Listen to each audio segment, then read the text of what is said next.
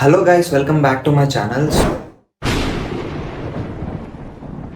So ಇವತ್ತು ನಾನು most important topic ಬಗ್ಗೆ ಡಿಸ್ಕಸ್ ಮಾಡಬೇಕು ಅಂದ್ಕೊಂಡಿದ್ದೀನಿ. ಯಾಕಂದರೆ ನಿಮ್ಮೆಲ್ಲರೂ ಗೊತ್ತಿರ್ಬೋದು, ತುಂಬ ಜನ ಟಾರ್ಗೆಟ್ ಬಂದು ಪೊಲೀಸ್ ಆಗಬೇಕು, ಕರ್ನಾಟಕದಲ್ಲಿ ಪೊಲೀಸ್ ಎಕ್ಸಾಮ್ನ ಕ್ಲಿಯರ್ ಮಾಡಬೇಕಂತ ಇರುತ್ತೆ. ಸೊ ಅದಕ್ಕೆ ದಾರಿ ಯಾವುದು? ಸೊ ಸ್ಟೇಟ್ ಎಕ್ಸಾಮಲ್ಲಿ ಕರ್ನಾಟಕದಲ್ಲಿ SI ಎಕ್ಸಾಮ್ ಅನ್ನೋದು ತುಂಬ ಜನಕ್ಕೆ ಗೊತ್ತು. ಸೊ SI ಎಕ್ಸಾಮ್ ಯಾವ ಥರ ನಡೆಯುತ್ತೆ ಪ್ರಾಸೆಸ್ಸು, ಆ್ಯಂಡ್ ರೀಸೆಂಟ್ ನೋಟಿಫಿಕೇಶನ್ ಯಾವಾಗ ಬರ್ಬೋದು, ಸೊ ಇದರ ಬಗ್ಗೆ ಡೀಟೇಲಾಗಿ ಡಿಸ್ಕಸ್ ಮಾಡ್ತೀನಿ. ಸೊ ವಿಡಿಯೋನ ನೀವು ಕಂಟಿನ್ಯೂಸ್ ಆಗಿ ನೋಡಿ ಆ್ಯಂಡ್ ಎಂಡ್ವರೆಗೂ ನೋಡಿ, ಯಾಕಂದರೆ ತುಂಬ ಜನಕ್ಕೆ ಇಂಪಾರ್ಟೆಂಟ್ ಆಗುತ್ತೆ. ಸೊ ನೆಗ್ಲೆಕ್ಟ್ ಮಾಡಬೇಡಿ, ವಿಡಿಯೋನ ಎಂಡ್ವರೆಗೂ ನೋಡಿ. ಅದಕ್ಕಿಂತ ಮುಂಚೆ ಚಾನಲ್ನ ಸಪೋರ್ಟ್ ಮಾಡದೆ ಎಲ್ಲರೂ ಸಪೋರ್ಟ್ ಮಾಡಿ, ಯಾಕಂದರೆ ನಿಮ್ಮ ಸಪೋರ್ಟ್ ಇದ್ದರೆ ನನ್ನ ಒಂದು ಜರ್ನಿಯಲ್ಲಿ ಈಸಿ ಆಗುತ್ತೆ. ಸೊ ನಾನು ಕೂಡ ರಿಸರ್ಚ್ ಮಾಡಿ ನಿಮ್ಗೆ ಒಳ್ಳೊಳ್ಳೆ ಇನ್ಫಾರ್ಮೇಷನ್ ನಿಮ್ಮ ಮುಂದೆ ತರ್ತಾ ಇರ್ತೀನಿ. ಸೊ ಹಾಗಾದ್ರಿಂದ ಇವತ್ತು ಈ ಟಾಪಿಕ್ನ ಸ್ಟಾರ್ಟ್ ಮಾಡೋದೇ ಬನ್ನಿ. Basically Karnataka sub inspector exam ಅಂತ ಈಗ ನಾರ್ಮಲ್ ತುಂಬ ಜನಕ್ಕೆ ಏನು ಗೊತ್ತು, PSI ಅಂತ ಕರೀತಾರೆ, ಪೊಲೀಸ್ ಸಬ್ ಇನ್ಸ್ಪೆಕ್ಟರ್ ಎಕ್ಸಾಮ್ ಅಂತ. ಬಟ್ ನಿಮ್ಗೆ ಗೊತ್ತಿಲ್ಲದೆ ಇರೋ ಪಾಯಿಂಟ್ ಏನಂತಂದ್ರೆ PSI ಬಿಟ್ಟು ಇನ್ನೂ ಸಪರೇಟ್ ಅಂದರೆ ಸಬ್ ಇನ್ಸ್ಪೆಕ್ಟರ್ ಇನ್ನೂ ಡಿವಿಷನ್ ಇದಾವೆ. ಸೊ ಅದ್ರ ಬಗ್ಗೆ ಇವಾಗ ಈ ವಿಡಿಯೋದಲ್ಲಿ ನೋಡೋದಾ.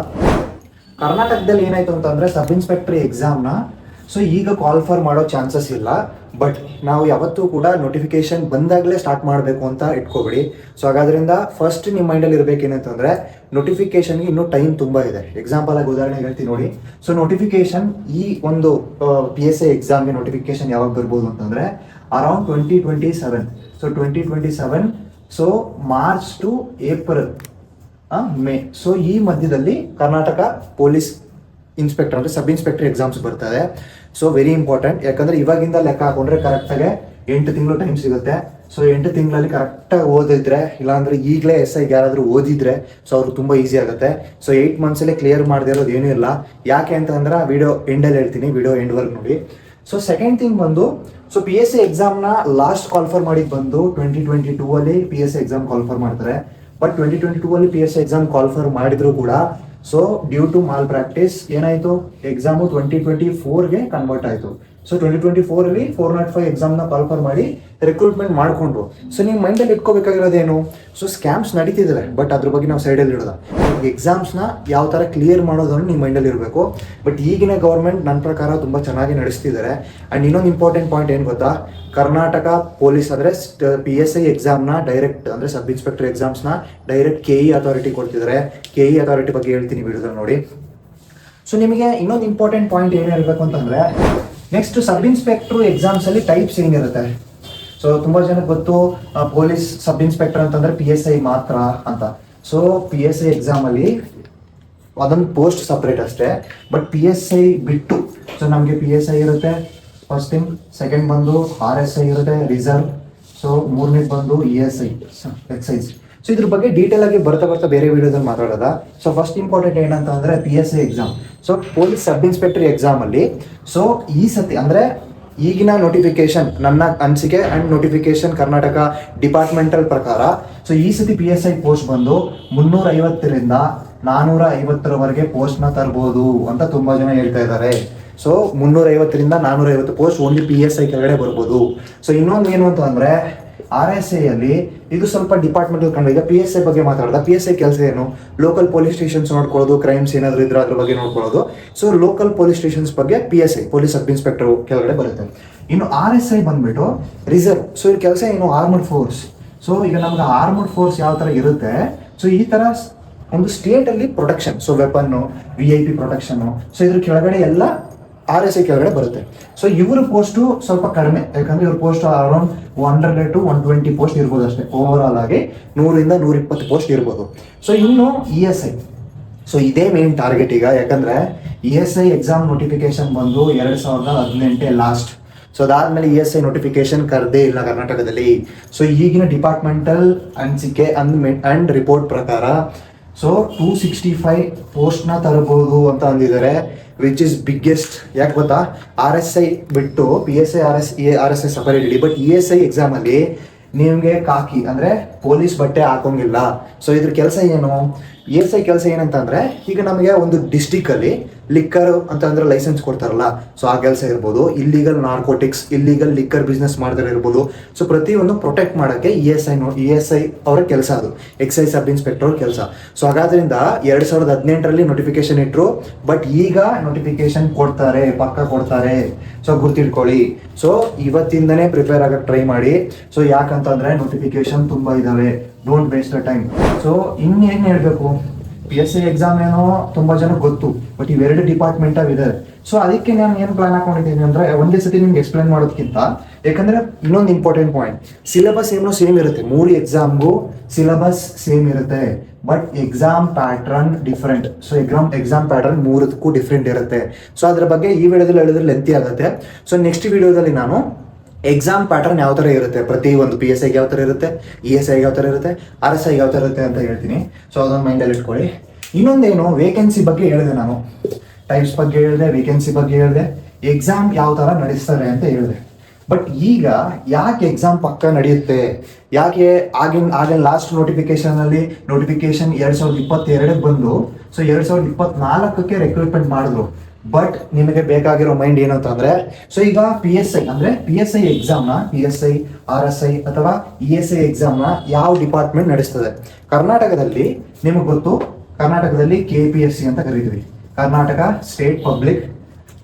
ಕರ್ನಾಟಕ ಪಬ್ಲಿಕ್ ಸರ್ವಿಸ್ ಕಮಿಷನ್ ಅಂತ ಕರಿತೀವಿ. ಸೊ KPSC ಅಂಡರ್ ಅಲ್ಲಿ ಕರ್ನಾಟಕ ಸ್ಟೇಟ್ ಪೊಲೀಸ್ ಡಿಪಾರ್ಟ್ಮೆಂಟ್ ಇರುತ್ತೆ. ಸೊ ಇವರು ಪ್ರತಿ ವರ್ಷ ಪೊಲೀಸ್ ರಿಕ್ರೂಟ್ಮೆಂಟ್ ಮಾಡ್ತಿದ್ರು, ಓಕೆನಾ? ಸೊ ಇವರು ಮಾಡೋ ಟೈಮಲ್ಲಿ ಪ್ರಾಬ್ಲಮ್ ಏನಾಯ್ತು ಗೊತ್ತಾ, ರಿಕ್ರೂಟ್ಮೆಂಟ್ ಏನೋ ಮಾಡ್ತಿದ್ರು, ಬಟ್ ಮಾಲ್ ಪ್ರಾಕ್ಟೀಸ್, ಸ್ಕ್ಯಾಮ್ಸ್ ಜಾಸ್ತಿ ಆಗಿ ಎಕ್ಸಾಮ್ಸ್ ಡಿಲೇ ಆಗ್ತಾ ಬರ್ತಿದೆ. ಸೊ ಯಾವುದೇ ಸ್ಟೇಟ್ ಎಕ್ಸಾಮ್ಸ್ ತಗೊಳ್ಳಿ, ಯಾವುದೇ ಕರ್ನಾಟಕ, ತೆಲಂಗಾಣ, ಆಂಧ್ರ ಪ್ರದೇಶ ಯಾವುದೇ ತಗೊಳ್ಳಿ, ಸೊ ಈ ಥರ ಕಾಮನ್ ಆಗಿಬಿಟ್ಟಿದೆ. ಬಟ್ ಈಗ ಚೇಂಜ್ ಬರ್ತಾ ಇದೆ.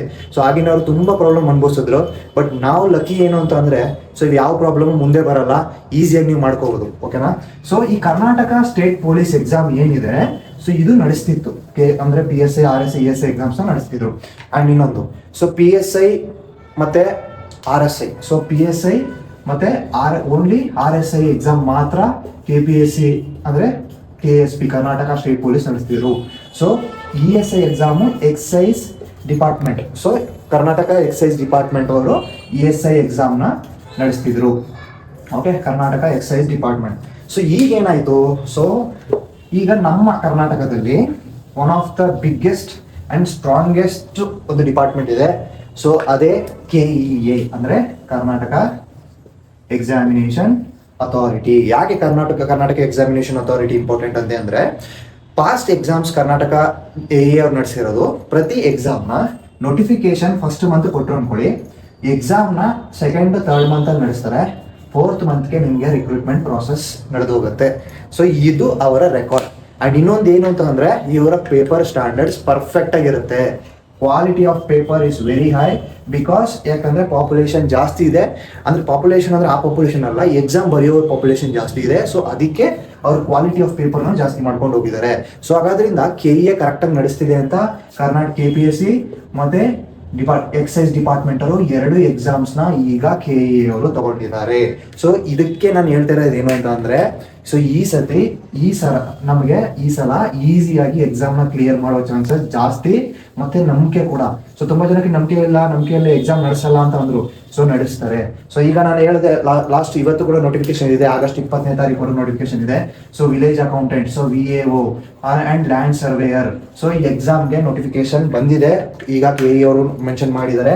ಸೊ ಅವ್ರ ಅನಿಸಿಕೆ ಪ್ರಕಾರ ಏನ್ ಹೇಳ್ತಾ ಇದಾರೆ ಅಂತಂದ್ರೆ, ಆಗಸ್ಟ್ 20ನೇ ತಾರೀಕು ನೋಟಿಫಿಕೇಶನ್ ಆಗೋಗುತ್ತೆ.